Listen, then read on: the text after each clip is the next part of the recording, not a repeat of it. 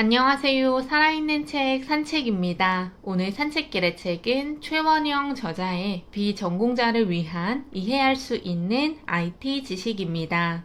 지난주 대학원 학술대회를 참가했는데 컴퓨터에 관한 지식을 알아야 하는 세션들이 많이 나와 당황했습니다. 이러닝학, 에듀테크 등을 공부하고 있는 중인데 교육공학, 교육학 자체도 다루는 세션이 있었지만 기술적인 부분을 다룰 때는 완전히 벙쪘습니다. 빅데이터를 활용해 학습자 분석을 하고 클라우드에 정보를 저장하고 학습자와 교수자가 효율적으로 사용할 수 있는 서버를 구축한다는 등의 이야기들이 컴퓨터에 관한 지식을 필요로 하기에 오늘의 책을 읽게 되었습니다.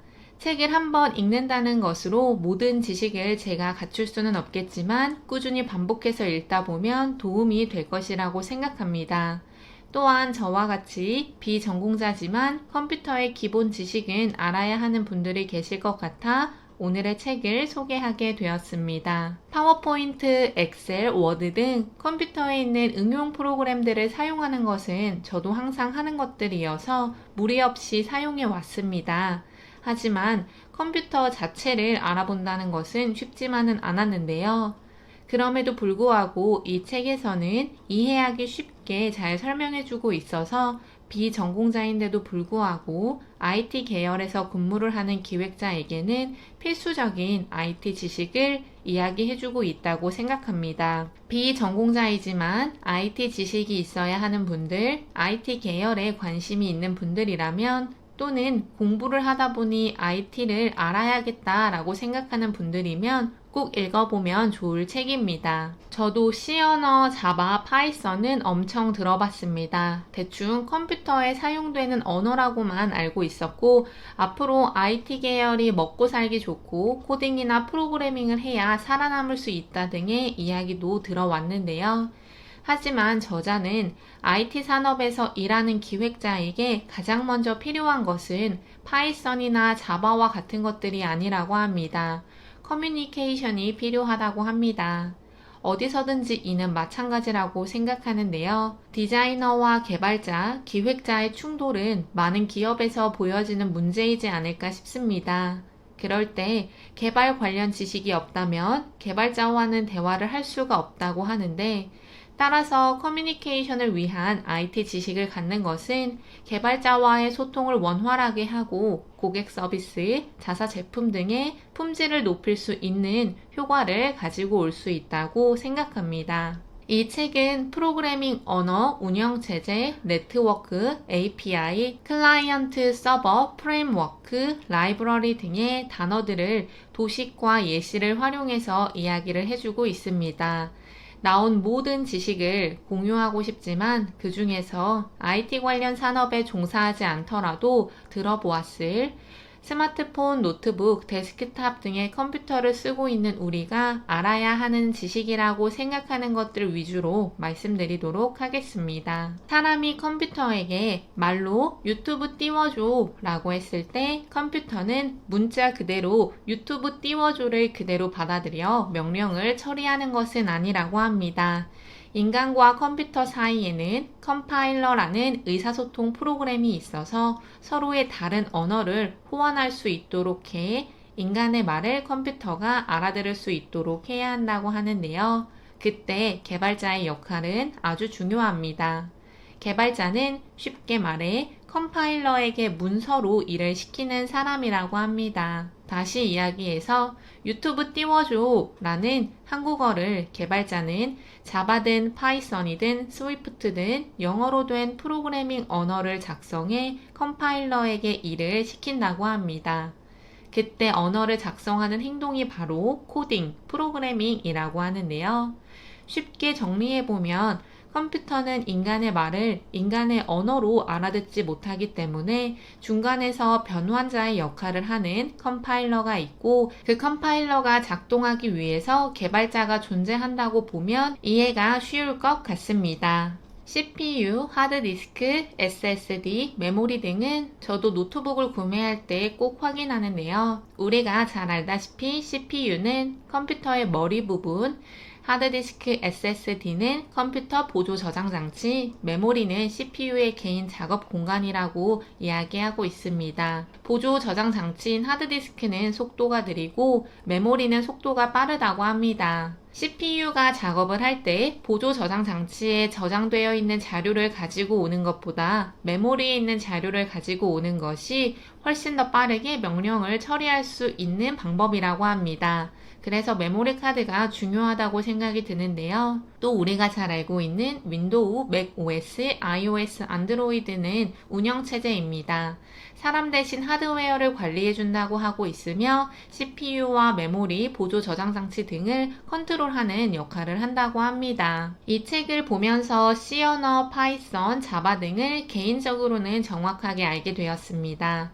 애플의 운영체제에서 프로그램을 만들기 위해서는 오브젝트-C 혹은 스위프트라는 컴퓨터 언어를 사용해야 한다고 하며 구글 운영체제 위에 돌아가는 프로그램을 만들기 위해서는 자바 또는 코틀린이라는 언어를 사용해야 한다고 합니다.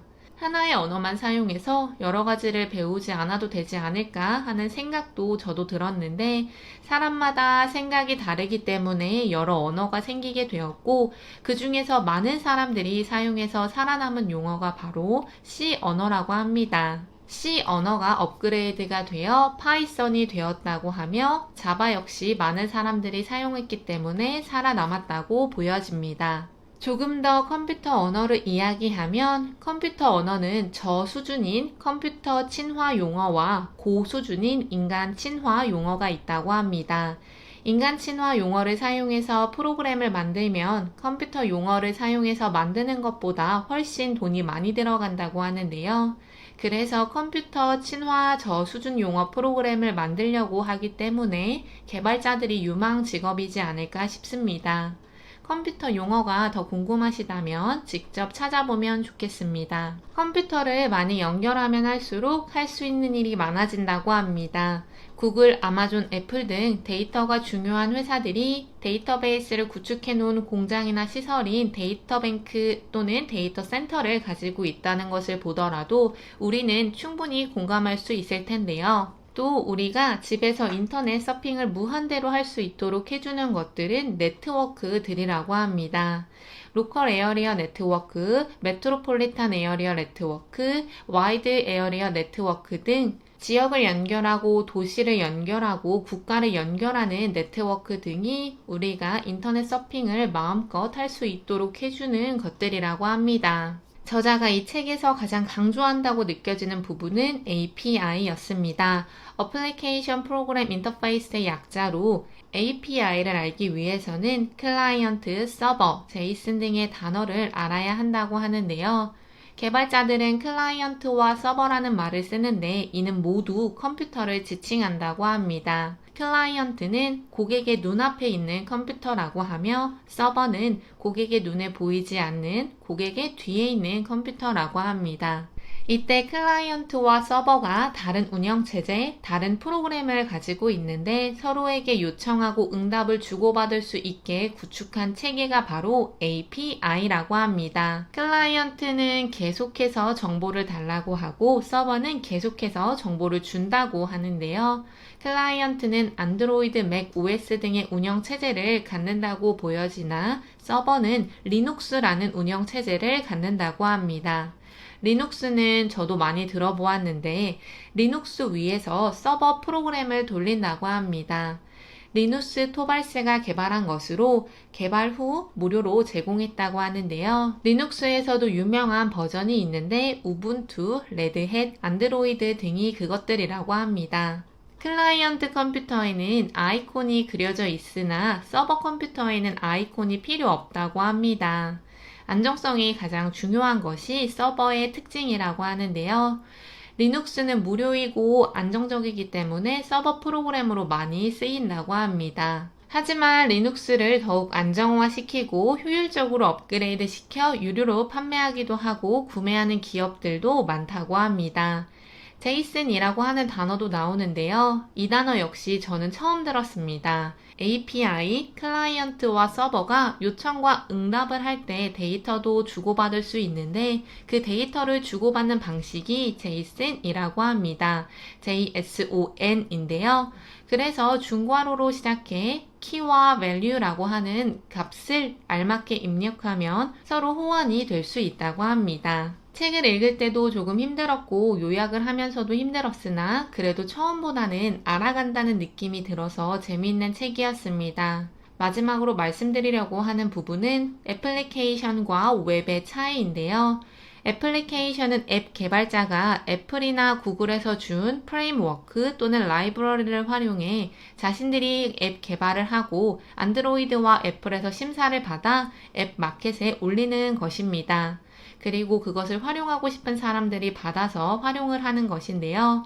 그에 반해 웹은 HTML, CSS, 자바스크립트로 구성되어 있는 브라우저에서 쓸 수 있는 홈페이지라고 보면 된다고 합니다.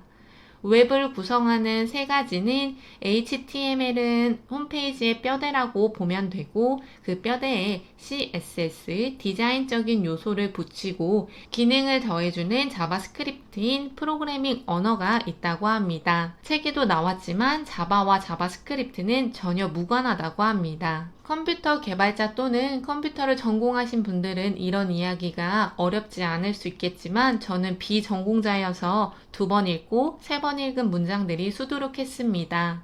앞으로도 아마 많은 도움을 받을 수 있다고 생각이 되는 책인데요. 당장이라도 컴퓨터를 잘 몰라서 힘들어하는 사람들이 많아지고 있고 의사소통이 잘 되지 않는 팀들도 많습니다. 가까운 미래에는 어떤 직종에 있든 소위 말하는 커말못이 된다면 업무를 하거나 사람들과 의사소통을 하는데 힘들어질 것이라는 생각을 많은 분들이 하고 있을 것 같습니다.